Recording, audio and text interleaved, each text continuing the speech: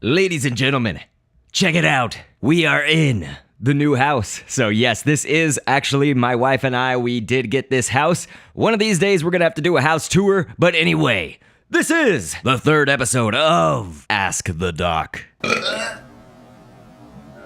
Ask the Doc. So this is, of course, where you guys use the hashtag AskTheDoc and submitted questions. I'm gonna answer them on screen with some Scribblenauts stuff or whatever playing in the background. Let's get to it!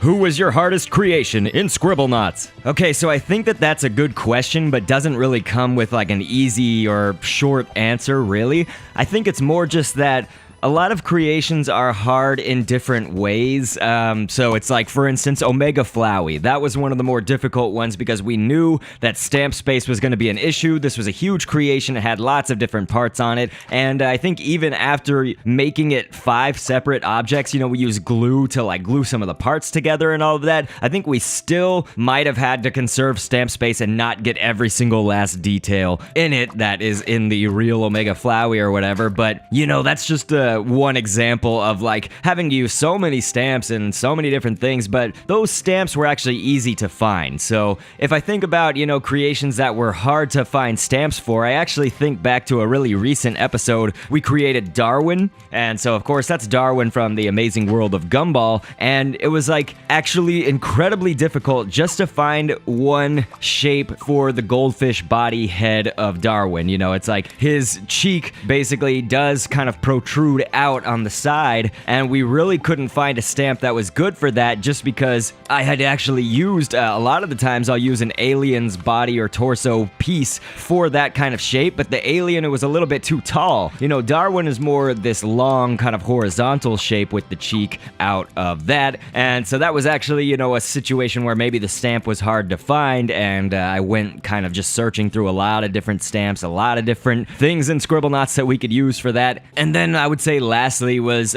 just to kind of get the adventure nightmare animatronics from, of course, FNAF World. In Scribblenauts Unlimited, you know, that was somewhat difficult just because we had to use so many different stamp pieces, and then we had to glue on the other side's hands. So it's like, you know, we had to use actually glue and create just one of the hands for most of them, you know. So it's like, look at, for instance, Adventure Nightmare Chica, we should say. We had to glue on one of the hands in the back. And something like that, you know, it just doesn't ever feel, Twisted Freddy was another good example, by the way, but it just doesn't ever feel like it was how I wanted. Like, I just wish there was a little bit more stamp space so we could have had the other hand just on it and we didn't have to glue it on. It's weird because, like, I try to strike a balance for you guys of creating separate heads and bodies, all that stuff, like making separate objects and piecing them all together, but then also trying to make it really simple and easy for you guys to create. So then trying to strike that balance is weird because sometimes if I make it too easy to create, people will of course trash me and they say, you know, like, it's not how it looks, or you forgot this like one detail or whatever, when it was fully intentional to leave it off, you know, to fit within the confines of Scribblenauts Unlimited and that stamp space limit. Does that make sense? And that's what makes it more challenging, I guess, to create certain objects. Before you got into creating in Scribblenauts Unlimited, were there any other video games that you played with creative suites that really got you into the idea of creating characters and other things in general? Oh, definitely, sure. I think that 2 kind of mostly come to mind when I immediately kind of read your question and thought about it. The 2, I mean, there was many of them, but 2 of them, one was the Spore creature creator, so you guys know the game Spore, and of course you can create your own little creatures in that game, which is really cool. But then possibly the more interesting one that really got me into like character creating a little bit earlier on was on the Nintendo 64. God, if I don't remember the name of this game, but there was a WWF, which at the time was World Wrestling Federation. That WWF game, oh lord, was it like 2K or something like that? God, I should put it on screen if I find the cartridge. I still do own this game, and we just moved, so I think I should actually be able to find that game in my piles of stuff here in this new house, but there was actually a create a wrestler feature in that game, and so I created my own wrestler like all the time, and that was something that somewhat from it earlier on. I'm not going to say I was incredibly young, but I wasn't obviously old or grown up at any point playing that, but I thought it had a pretty robust creator for being back in the days, and you could create your own like finishing moves and taunts and all that, so that was a good game to kind of get me into the flow of creating characters. But I've always loved it, you guys, and I actually have something because this is Founders Month. Of course, my channel, we might have mentioned this already in the video, but my channel was started in July of 2012, and so I like to do kind of special videos for you guys in Founders Month, and so I'm actually going to show you guys something later on this month that shows you where I think the main inspiration of Scribblenauts Unlimited and why I love it so much and creating this way comes from. You guys are going to love that, oh my god, but it was not a video game. So thanks for the question. Sup, bro? What up, Holmes? How you doing? Just fine, thanks for asking. Will you play games that you would never play on your channel? Like, for example, Minecraft or Roblox. Like you said, you like creative games. Well, thank you for the question. I like you. I've seen your name a bunch over the many months or whatever on this channel, so thank you for your support. But your question confuses me in one way, is that you said I would never play Minecraft or Roblox, and I don't recall ever saying that. I don't believe I have ever said that in recent years, so I totally would actually play anything that has a high demand on the channel. So, you know, if people ask for something en masse for my channel, demand makes action, I guess is what I would say on here. So if you guys want it, I would play it. As far as that goes, of course, if we were to play something like Minecraft, we would kind of probably stick to pixel art or creation aspect, like creation-focused things. And so that's actually what we're going to do for every video on this channel, obviously, for the most part. Occasionally, I like to throw in an extra video, like, for instance, when I announced I was running for president, which, yes, Dr. Kendo, gonna be president in the year 2024. Let's get that hashtag going. Hashtag Kendo for Prez 2024. But ultimately, you know, if I did upload something else, it would probably have to take the spot of one of the Scribblenauts videos, because you guys know how busy I am. I feel like I say this all the time, but I've got this YouTube channel, 200,000 of you are subscribed, at least, almost 200,000.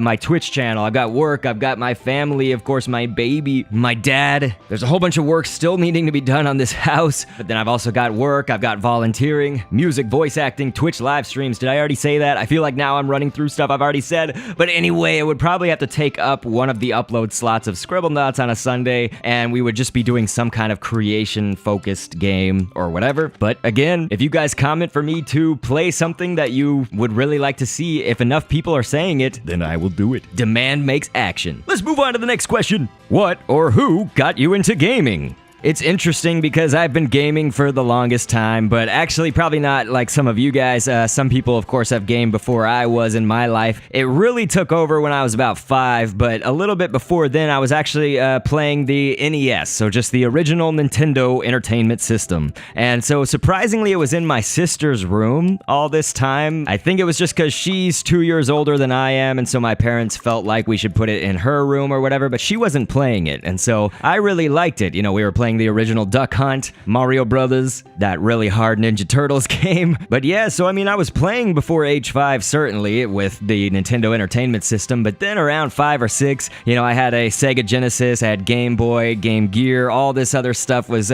coming out after I had turned 5, and so that was really kind of the turning point, and I, of course, then had consoles in my own room, in my house, and so definitely just been gaming for a super long time, and I would say it was really Nintendo was kind of the main entity, because that was the first video game console that I played, first set of video games and all of that, and then Sega. Sega had a big part, of course, in my childhood as well, and you guys gotta remember, I'm an old fogey, so there were not as many options probably compared to when you guys were born, or when you were young, or when you became, I guess, old enough that you wanted to play video games or anything like that. Again, some of you were probably like playing in the womb, so I don't know. What are your thoughts on possibly the end of Scribblenauts games? Given that Fifth Cell laid off tons of employees and canceled their Scribblenauts game that they were working on, that was Scribblenauts Fighting Words, by the way, the newest game was done by a whole other team, and they did a terrible job. Of course, that's just this person's opinion. It's sad to see such a childhood series go down the drain.